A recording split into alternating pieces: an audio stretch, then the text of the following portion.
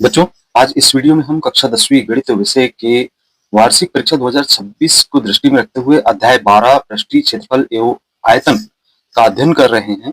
इसमें 3 अथवा 4 अंक वाले महत्वपूर्ण प्रश्न देख रहे हैं। तो 3 और 4 से तात्पर्य है कि इस अध्याय में 3 अंक के प्रश्न भी पूछे जा सकते हैं और 4 अंक के भी प्रश्न पूछे जा सकते हैं।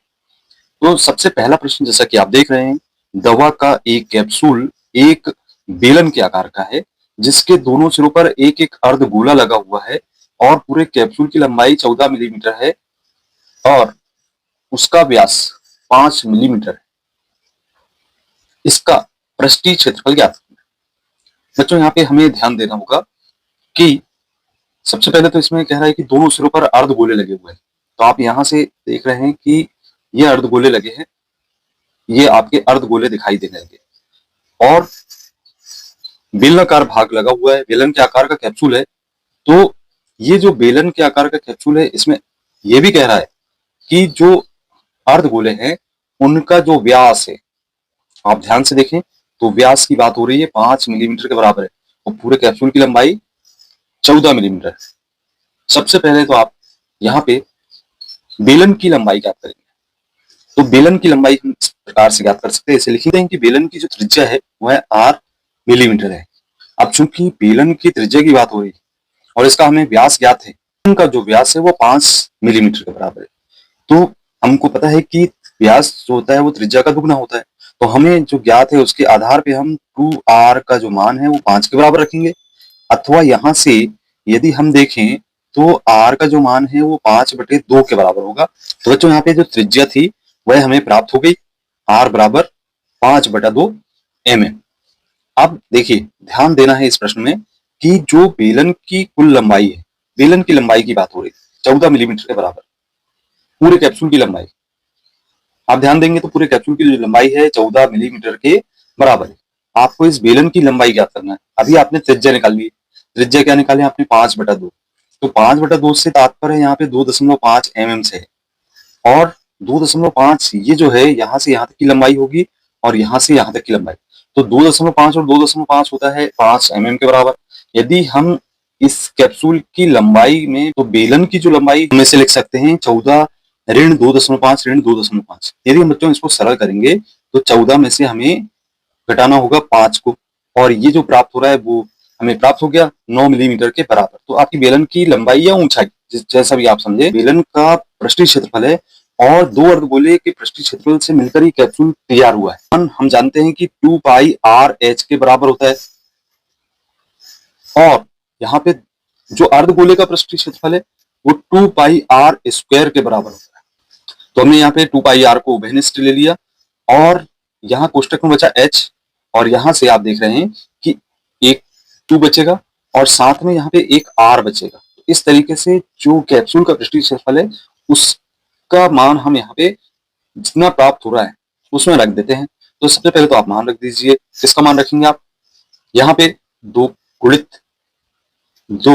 गुणित पाई का मान 22/7 और r का मान आपने ज्ञात किया है 5/2, 5/2 के बराबर।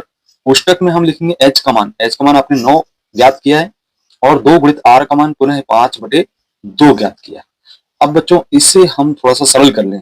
अब आपने सरल किया तो यहाँ पे आपने देखा कि इस 2 से 2 कैंसिल हो गया है और साथ में यहाँ से ये 2 कैंसिल हो गया है। तो यहाँ पे 22/7 गुणित 5 लिख दिए और 9 और 5 14 हो गया। अब देखिए फिर से कैंसिल करते हैं। पुनः यहाँ पे जब कैंसिल करते हैं तो ध्यान से कैंसिल करें।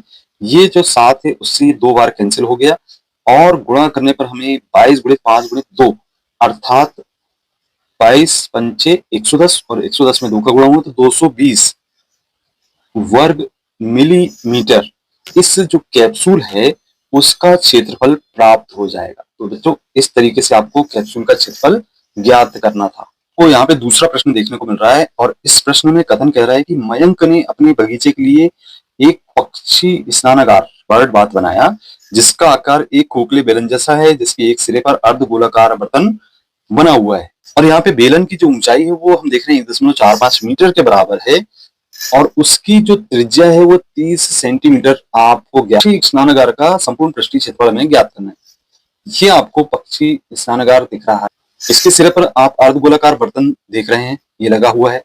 ये यहाँ पे देखिए, ये अर्धगोलाकार बर्तन लगा हुआ है। तो हम मान लेते हैं कि जो बेलन की ऊंचाई है वो h है और इसको हम लिखेंगे 1.45 मीटर। यदि हम इसको मीटर को सेंटीमीटर में बदलते हैं बच्चों, तो इसके लिए हम आपको समझा दें कि हमें इसमें आपको गुणा करना होगा 100 का। आएगा गुणा करना पड़ेगा 100 का। और जब आप गुणा करते हैं 100 का तो ऑब्वियसली यहाँ पे आप देख सकते हैं कि दशमलव लगा हुआ है, तो नीचे 2 शून्य लगाए जाएंगे, ये दशमलव हट जाएगा और फिर ये दोनों शून्य से दोनों शून्य कैंसिल होके यहाँ पे 145 प्राप्त हो जाएंगे। हम यहाँ इसको यदि सेंटीमीटर में बदलते हैं तो ये 145 सेंटीमीटर इस बेलन की ऊंचाई ज्ञात हो जाएगी। अब हम ये कह रहे हैं कि बेलन और अर्धगोले की जो त्रिज्या है उसको हम स्मॉल आर लेके चल रहे हैं और ये कह रहे हैं कि इसकी जो त्रिज्या है वह कितने सेंटीमीटर के बराबर है? 30 सेंटीमीटर के बराबर है। तो इसे हम लिख देते हैं 30 सेंटीमीटर। तो आपने सभी को सेंटीमीटर में कन्वर्ट कर दिया है। अब यहाँ पे जो पक्षी का स्नानागार का संपूर्ण पृष्ठीय क्षेत्रफल ज्ञात करना है, बेलन के वक्रपृष्ठ और अर्धगोले के वक्रपृष्ठ का योग करके हमें ज्ञात हो। अब जैसा कि बच्चों आप जानते हो कि जो बेलन का वक्रपृष्ठ है 2 पाई आर एच होता है और अर्धगोले का जो वक्रपृष्ठ है वो 2 पाई आर स्क्वायर के बराबर होता है। इसमें से यदि आप उभयनिष्ठ लेते हैं तो उभयनिष्ठ लेने पर आपको यहाँ पे 2 पाई आर उभयनिष्ठ हो जाएगा और h धन r यहाँ पे शेष बचेगा। तो मान रख देंगे सभी का, जैसा कि हमें पता है कि यहाँ पे पाई का मान 22/7 लिखा जाएगा और r अभी आपने 30 सेंटीमीटर लिखा तो यहाँ पे लिखेंगे आप 30 और चूंकि h का मान अभी आपने ज्ञात किया है 145 सेंटीमीटर के बराबर, तो इसे लिखेंगे हम 145 और 30 त्रिज्या है। सरल करने पर प्राप्त होगा 2 गुणित 22/7 गुणित 30 और इसका योग कर दीजिए तो 175 के बराबर होगा। और जब हम कैंसिल करते हैं 7 से तो ये 7 से एक बार कैंसिल होगा और 7 दूनी 14 और 7 35। अब ये जितना भी दिया गया है इन सबका आपस में हम गुणा कर लेते हैं। तो 2 गुणित 22 गुणित 30 गुणित 25 इनका आपस में गुणा होगा और जब गुणा कर देंगे तो गुणा करने पर हमें 33,000 वर्ग सेंटीमीटर प्राप्त हो जाएगा। तो ये जो मान आया है यह उस पक्षी स्नानागार का संपूर्ण पृष्ठीय क्षेत्रफल होगा। अब बच्चों यहाँ पर आपको अगला प्रश्न दिखाई दे रहा है। इसमें कह रहा है कि खिलौना जिसकी त्रिज्या 3.5 सेंटीमीटर है और एक शंकु के आकार का है जो उसी त्रिज्या वाले एक अर्धगोले पर आरोपित है, उस खिलौने का संपूर्ण ऊंचाई 15.5 सेंटीमीटर है। इस खिलौने का संपूर्ण पृष्ठीय क्षेत्रफल ज्ञात करना है। यहाँ पे ध्यान देना है आपको कि ये त्रिज्या इसमें बताया है 3.5 सेंटीमीटर के बराबर है। अब यहाँ पे जो खिलौने की संपूर्ण ऊंचाई हमें ज्ञात है वह 15.5 सेंटीमीटर के बराबर है और यहाँ हम ये भी कह रहे हैं कि इसकी जो त्रिज्या है अर्थात यहाँ से यहाँ तक की जो ऊंचाई है वो 3.5 सेंटीमीटर है।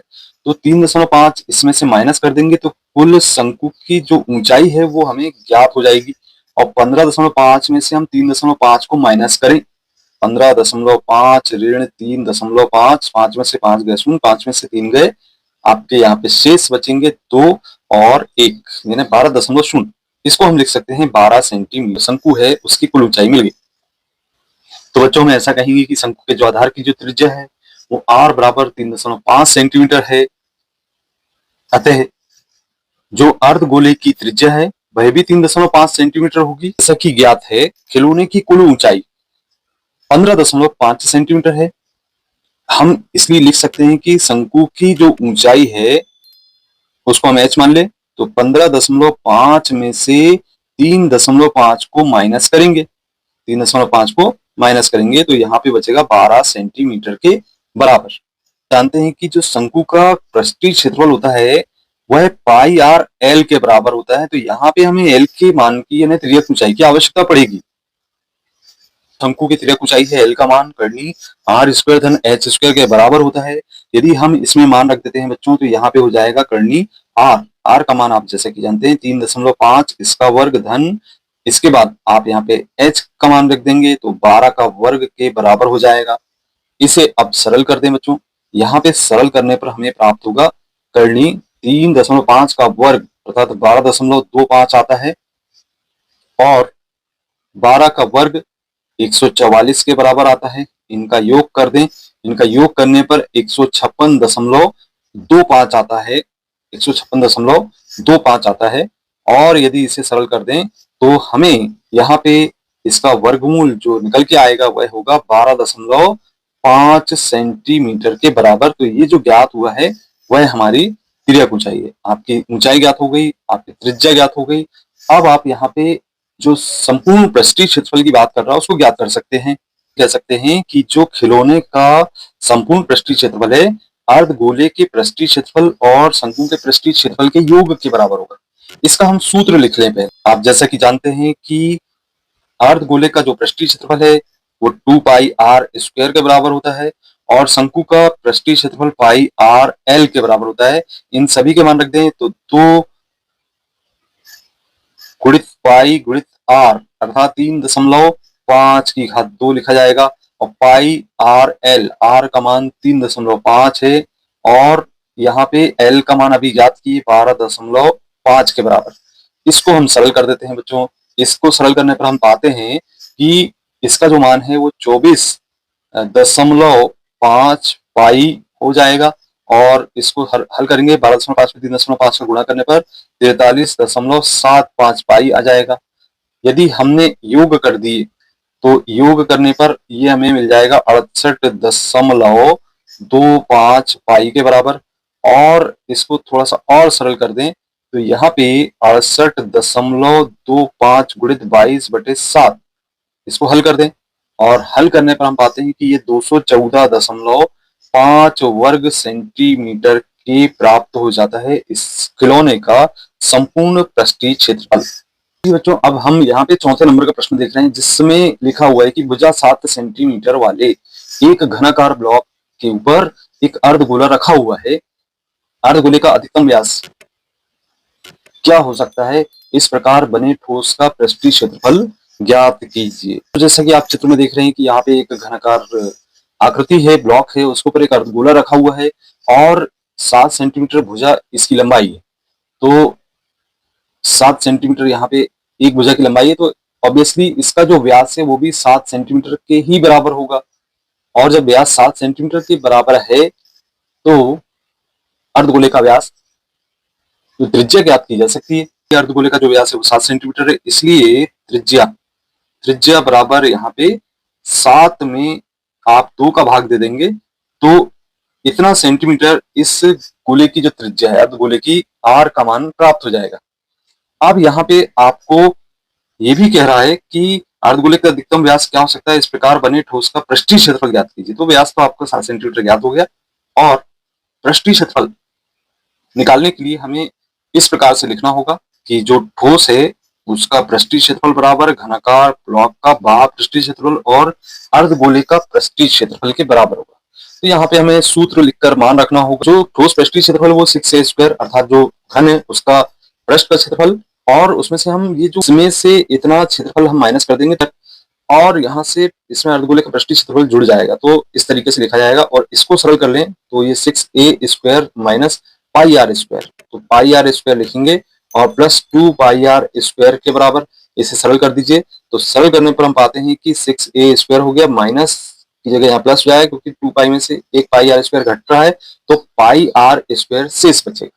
अब इसके मान को हम यहाँ पे रखते हैं तो मान रखने पर आपके पास प्राप्त हो गया कि ए का मान आपने रख दिए 7 गुणित 7 जो पृष्ठ की भुजा थी वो 7 सेंटीमीटर है, 22/7 पाई का मान और आर का मान 7/2 आपने ज्ञात किया है और 2 बार लिखना होगा, आर स्क्वायर लगा इसलिए।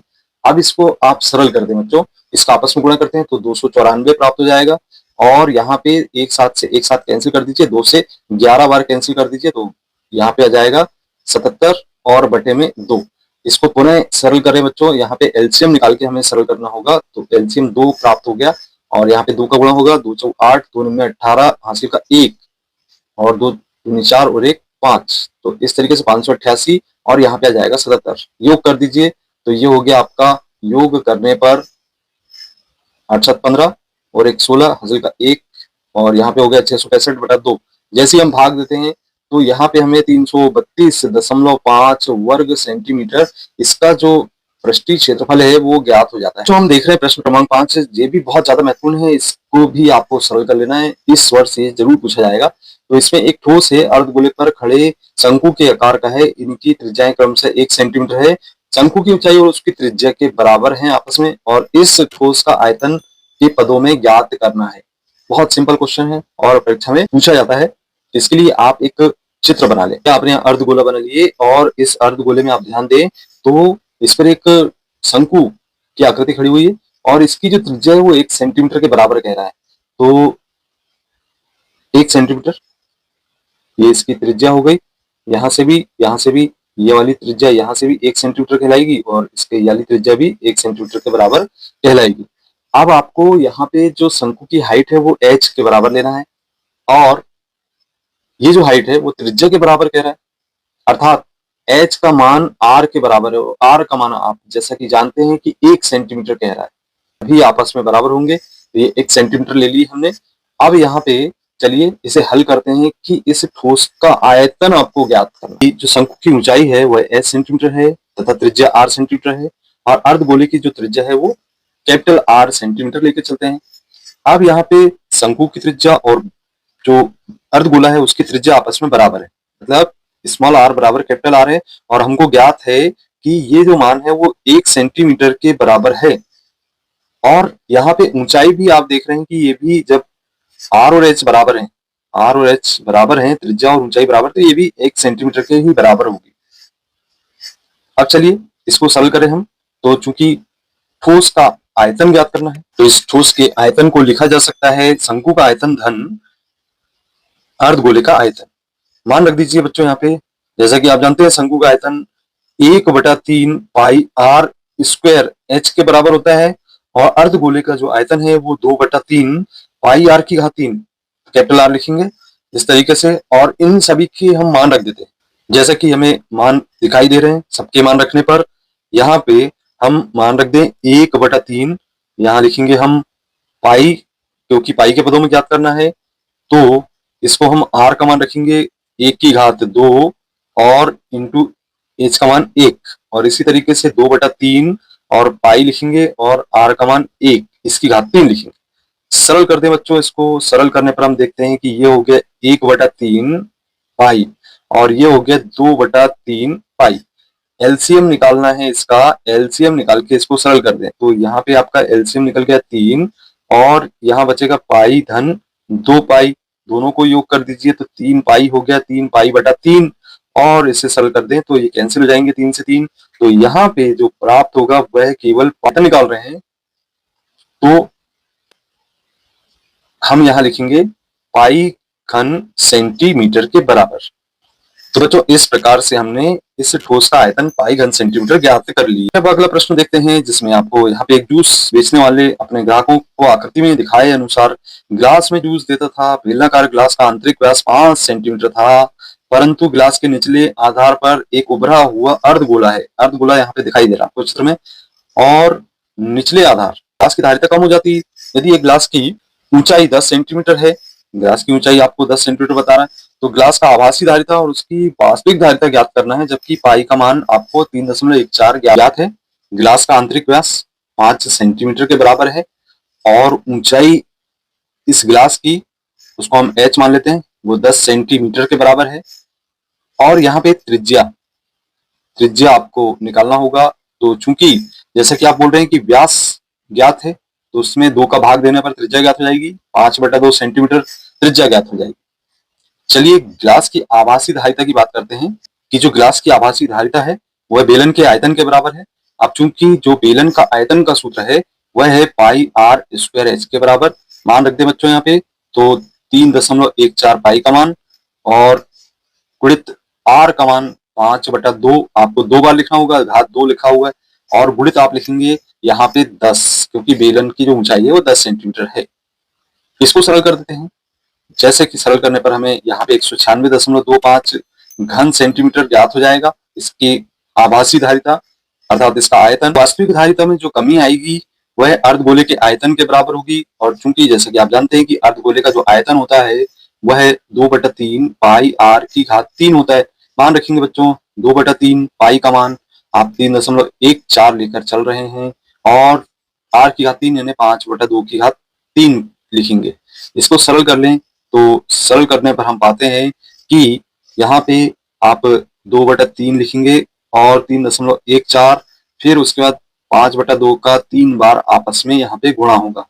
इसे फिर से सरल करेंगे तो जैसे कि दिख रहा है यहाँ जो कैंसिल हो सकता है उसको कैंसिल कर देंगे, और फिर हम गुणा भाग करेंगे तो गुणा भाग करने पर हमें यहाँ पे 32.71 घन सेंटीमीटर इसका जो धारिता में कमी है, आयतन में कमी, वह ज्ञात हो जाएगी, क्योंकि अर्धगोले का आयतन के बराबर कमी उस जूस की होगी। जो गिलास की वास्तविक धारिता है वह आभासी धारिता में से धारिता में कमी के बराबर होगी।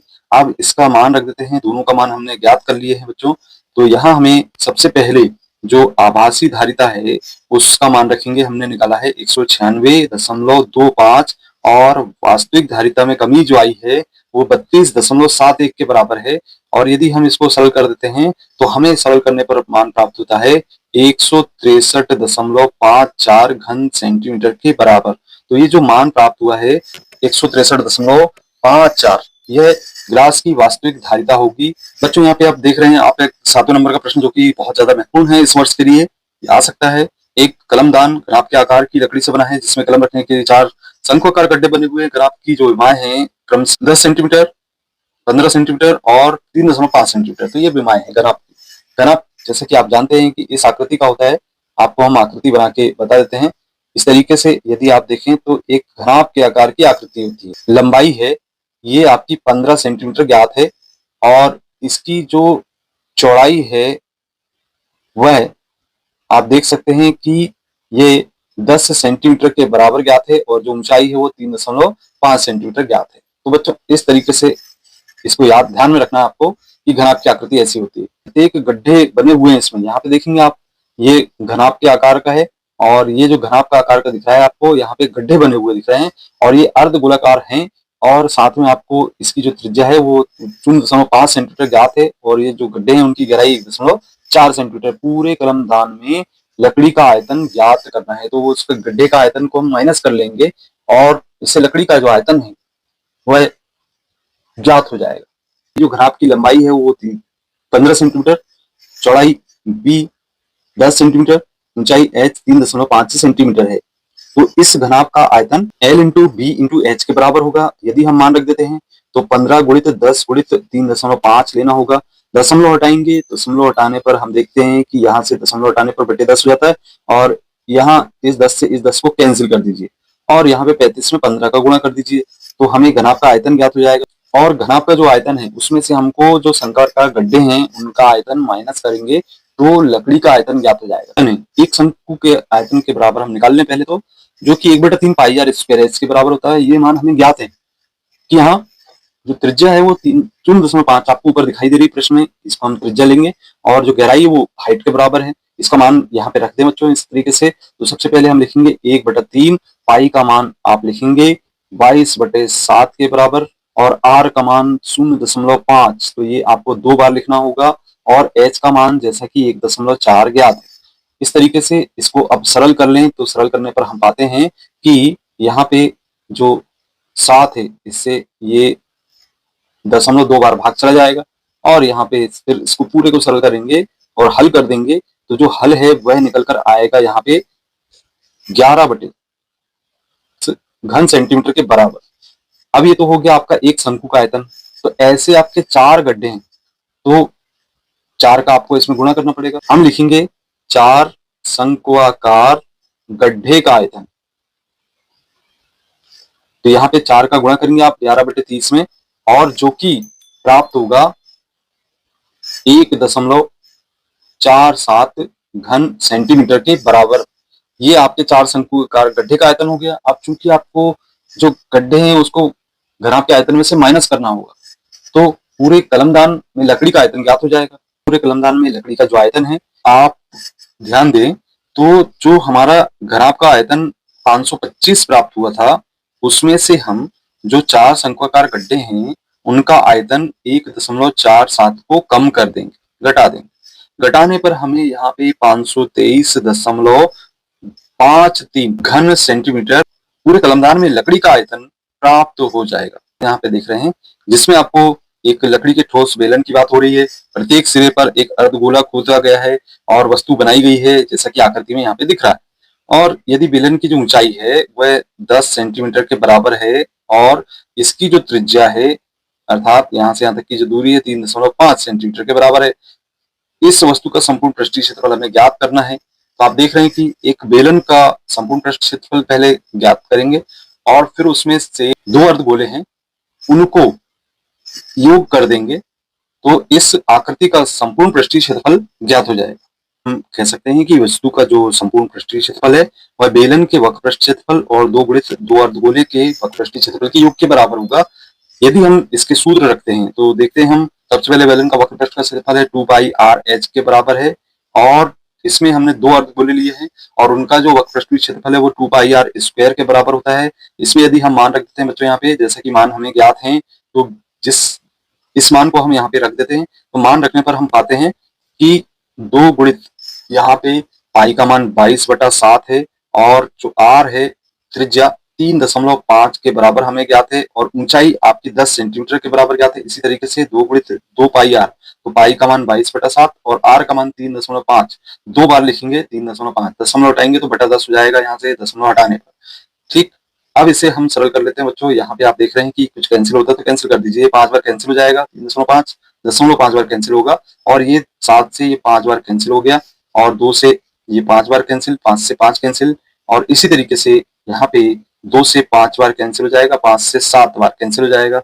अब आपके ऊपर कोई भी संख्या नहीं बची है, इसको आप सरल कर लीजिए और सरल करने पर आप पाते हैं कि जो मान है वह 2 गुणित 22 गुणित 0.5 गुणित 10 के बराबर प्राप्त होगा और धन लिखेंगे, आप यहाँ पे धन का चिन्ह लगाएंगे और इस तरीके से यहाँ से आप 22 गुणित 7 का गुणा कर देंगे और इसे सरल करेंगे बच्चों। जब 2 गुणित 22 गुणित 0.5 गुणित 10, यहाँ पे दशमलव 10 से कैंसिल हो जाएगा, ध्यान रखना है, तो दशमलव हट जाएगा और यहाँ 2 गुणित 22 गुणित 5 मान हमें 220 के बराबर प्राप्त हो जाएगा और ये जो 22 का 7वां गुणा होगा 7 दूनी 14, 7 दूनी 14 और 1 15। इस तरीके से यदि हम योग कर देंगे तो ये 374 के बराबर हमें प्राप्त हो जाएगा। 374 अध्याय के अंतर्गत बहुत ही महत्वपूर्ण प्रश्न जो कि परीक्षा में पूछे जा सकते हैं। पिछले वीडियो नहीं देखे तो आपको एंड स्क्रीन पर दिखाई दे रहे हैं। इन प्रश्नों का अभ्यास जरूर करें क्योंकि ये प्रश्न वास्तव में परीक्षा में पूछे जाएंगे और यदि आपने अभी तक चैनल को सब्सक्राइब नहीं किया तो सब्सक्राइब जरूर करें। इसी प्रकार के कंटेंट को देखने के लिए आप हमेशा हमारे साथ जुड़े रहें। आपको यदि कंटेंट पसंद आता तो कंटेंट को लाइक करें, शेयर करें और चैनल को अभी तक सब्सक्राइब नहीं किए तो सब्सक्राइब जरूर करें। मिलते हैं अगले वीडियो में।